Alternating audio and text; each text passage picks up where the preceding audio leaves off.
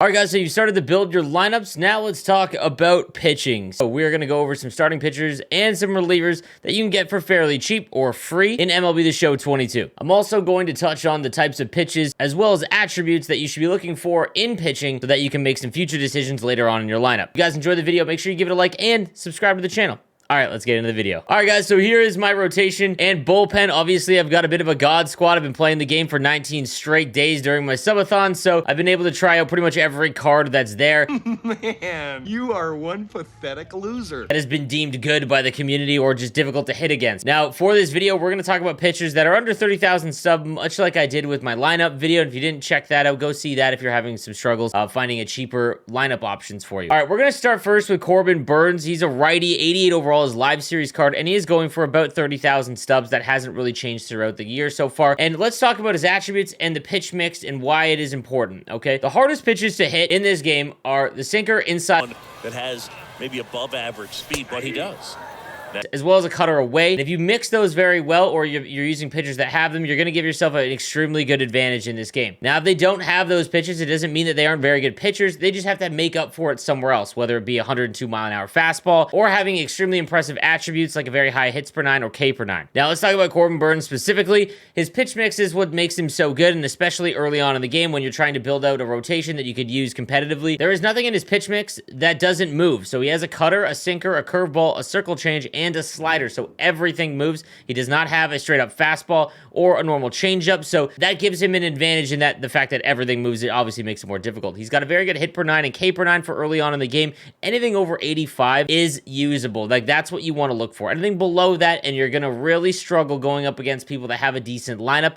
For anyone that doesn't know, hits per nine will dictate how large their PCI size, the inner part. So the meat and potato of the PCI, the part that you're putting on the ball, hits per nine, the higher the hits per nine, the smaller that will get. Ks per nine will shrink the outer PCI, so it will make it more difficult to foul pitches off. The other important stuff that you want to look at is velocity as well as break, and Corbin Burnes has a great mix of that at 99 on the velocity and 88 on the break. In terms of live series cards, there isn't very many starting pitchers that you are going to find that will give you this performance compared to this value. 30,000 stubs for this card right out of the gate is extremely good. Corbin Burnes is one of the ones I would go after early on in the game. All right, the next cheap pitching option for you guys that I think you should get early on is the face of the franchise, Logan Webb from the San Francisco Giants. Obviously, you can get him for free in the choice pack while completing the face of the franchise program, or you can get him for pretty cheap at about 12,000 stubs if you aren't able to get him or you haven't unlocked it yet, the choice pack that is. Now, again, going off of what makes a good starting pitcher in MLB The Show, he has a very good sinker. It's only 93 miles per hour, but if you go and take a look, he's got great control up at 94, and then the pitch break is at 99. If you are going up against Logan Webb and the opposing pitcher can locate inside on the hands, it is very difficult to face and get through him and actually sit on his pitches because of that movement on his sinker. He also has a very good slider that's 10 miles per hour slower, and again, very good pitch control and break on that slider. His K per nine a little lower at 79, but if you use him and parallel him up a little bit, as you should early on if you are free to play and you're no money spent, I think it's a very good option for you. Again, that break at 99 and the velocity at 91 makes that sinker extremely difficult to go up against. All right, our next card you can get for free in the face of the franchise program, and it is going to be in the NL Flashbacks and Legends pack, and it is right here, the AJ Burnett, the 83 overall. Very, very good gold starting pitcher that you can get, again, for free, and it's his attributes as well as his pitch mix that makes him so effective. So you see his hits per nine up at 88, Ks per nine at 87, two of the most important pitching attributes. He also has 97 on the velocity, 92 on the pitch break, and then you take a look at his pitch mix. His velocity on his fastball is 96, and the sinker up at 95. But then you combine that with a knuckle curve down in the 70s as well as a changeup at 81. His pitch mix is very difficult to pick up if you can keep him off balance. Now, unlike Logan Webb, whose sinker moves all over the place, his sinker break is only 66. But again, for a gold pitcher, this is one of the best that you can get early on, and it is completely free. Now, also in this same pack, you can go all the way down here to the right, and you will see Fernando Valenzuela, who was extremely good. He was actually an inning boss in MLB 21, and he was one of the best cards early on for like the first month of the game. This one down to 83, completely different style of pitchers. So this is going to depend on your opponent, but if you were in the lower ranked seasons, for example, or if you're playing events that allow to use him, it's very difficult to get used to him in small doses if you start out the game with him. for example, and the reason for that is he's got a 92-mile-an-hour fastball, but then all of his other pitches have extreme break, and they're extremely slow. So trying to hit a 92-mile-an-hour fastball is fairly easy, but then if you try to hit his curveball down at 77 or a circle change at 74, it's just very difficult to have those velocity differences, and opponents can have a hard time picking those up. Now, obviously, if you're playing a decent opponent that's just sitting on something that isn't a fastball, it could be batting practice if you don't locate correctly, and his hits per nine and Ks per nine are not very good, so you have to miss bats with them. You've got to pitch outside the zone. But again, that 99 break on these pitches is hilarious because you get pitches that are just completely out of the zone or extremely difficult to pick up. And again, you see the pitch break on it basically maxed out on the screwball as well as his circle change at 92. Just very, very difficult to hit. So it's a good pitcher to mix in. And again, maybe you can go to the bullpen right away, or if you're playing events, it's a very good pitcher to start out with. If someone starts to tee off on him, maybe gets an early hit and switch out. But if they can't, there's a lot of people that just can't slow down on these kind of pitches. All right, the last starting pitcher I want to discuss is the Diamond Walker Buehler. He has a great hits per nine up at 88. Ks per nine is pretty rough. However, if you can use him effectively, it's very difficult to pick up if you mix in his pitch as well. So you're taking a look at his pitch mix. He's got a four-seam fastball at 95, a cutter, again, one of the more important pitches to have at 92, slider, knuckle curve, and two-seamer. The reason why he is effective is because you can go 95 on the fastball, and then the knuckle curve down at 80 or a slider 85. Just a very good variance in velocity, okay? When you take a look at the pitch control, it's all around 80, which is pretty good. But then you take a look at the break, his cutter, slider, and knuckle curve are almost max, so that cutter really moves, as does his slider. And again, if you're facing someone who has a really hard time laying off pitches slow on the outside of the plate, Walker Buehler could be extremely effective for you, and you can get him for like 10,000 subs as well as working towards the live series collection. Now, again, guys, there are a ton of starting pitchers that are usable. These are just the really cheap options that I think that you should look at early on. I'll give you some of the other more obscure ones. The Dallas Keuchel that you get for finishing the Houston Astros collection has been extremely good for me, and it might be overlooked because his pitch mix is very slow. Like, it isn't so slow like Valenzuela, but his sinker is at 91, and then he's got a slider, changeup, cutter all in the 80s, and then the four-seam fastball at 91, which is super mediocre. But his hits per nine is 894, as well as his K per nine at 86. Break is at 98. It's his sinker, again, that's just very difficult to hit. In 41 and two-thirds innings, I've got 41 strikeouts and 3.24 ERA. It's very easy to locate the sinker in on the hands against somebody, which makes him very difficult to hit. All right, guys, let's move on to the bullpen, and even in my bullpen, there are a lot of pitchers that you can get for fairly cheap or free, and that I think that you should go after early on. Devin Williams, I've talked about in any video that has discussed any sort of face the franchise card or card that you should get early on. This has been probably my favorite pitcher so far, and again, you look at that 59 innings pitched, he's got a 2.29 ERA and 69 strikeouts.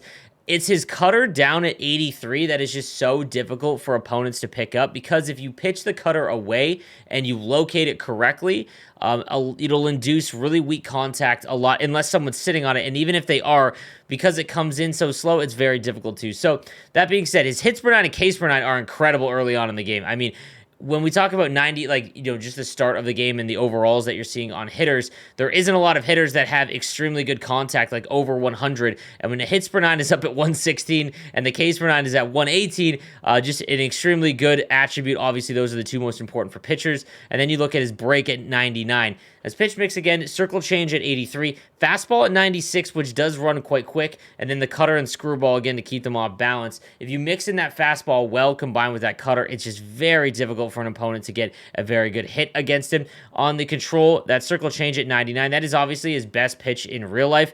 And again, if you go low and away with that pitch, you know, they have to be sitting it, and there's so much break on it that it's just very, very easy to induce weak contact. The pitch break, 99s across the board, guys. This is one of the best relievers that you're going to get early on, if not the best, and he's completely free in the choice pack.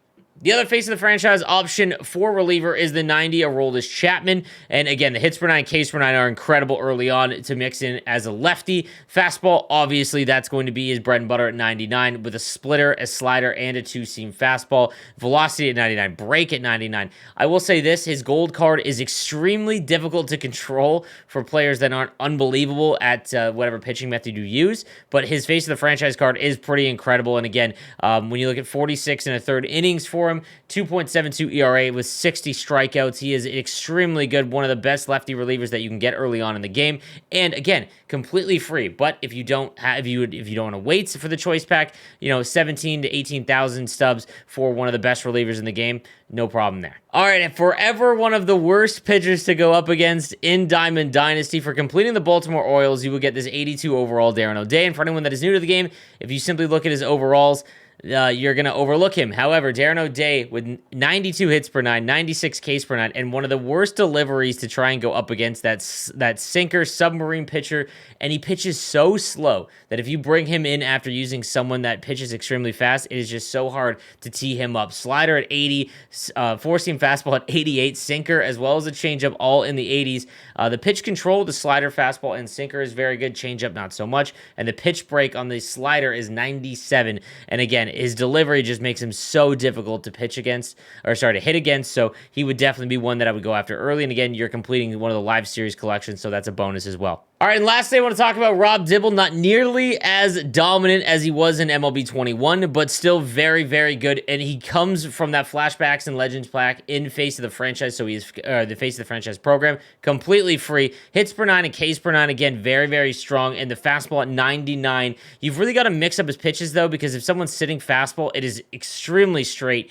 And you'll know early on if you use him a couple times if he's going to be useful for you specifically. But if you can control the cutter as well as the slider and mix that in, it's just extremely difficult to hit against. This is like the right-handed version of Aroldis Chapman, but the control is all over the place. So this is going to depend on how good of a pitcher you are. So just be aware of that. Okay, and lastly, I just want to show you how to use these pitches effectively. And again, I'll have a full pitching video out at a later time. This is just going to show you how to use these guys specifically well. And a lot of them I mentioned was with the sinker. Okay, sinker in on the hands is one of the most difficult pitches to hit in this game, and it's what makes these guys so effective. A lot of them have really good sinkers. So this is Logan Webb. Again, we're just in practice mode, nothing crazy, but I want to show you where you want to locate his pitches for the most part when you're going up against someone. And obviously in the higher levels, it's going to be much more difficult because people know where they tend to pitch. So one thing I do want to mention is that your pitching method, I'll talk about this in the pitching video I'm going to make as well, but it's all personal preference. I love analog. I'm not a huge fan of pinpoint. I just don't like using it. It's obviously extremely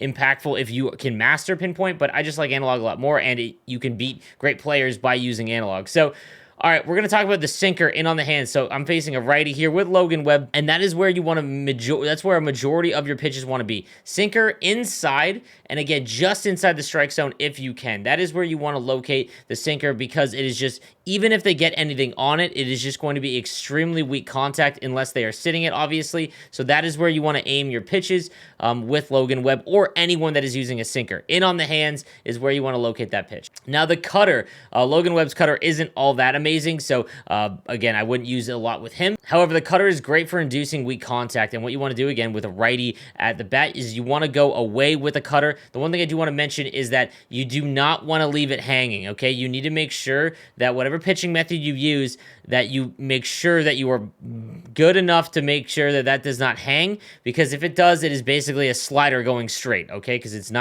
usually not very fast unless you're using a manual Class A, for example, but you want to go away from the batter with the cutter, and just on the edge of the strike zone is usually the best place to do it, because even if they get a hit with it, it is going to be extremely weak contact. So an easy way to remember just overall pitching, guys, is fast on the inside, slow on the outside. That's really the best way. Now, obviously, you want to mix that up, because if you keep throwing fastballs or sinkers in on the hands, someone is just going to sit that pitch and ignore everything else. You don't want to do that, but if you're using someone maybe you haven't used before, just remember that as a rule of thumb. You want to go change-ups and slower things away, like sliders away, and then sinkers, fastballs, everything like that jammed on the inside, because they've got to be really early on those pitches, especially if you're using someone like Aroldis Chapman, because he pitches so fast, he's got to be that much quicker with it. So I hope this helps, guys. Let me know what you think in the comments section down below, and don't forget to subscribe to the channel. I'll see you guys next time.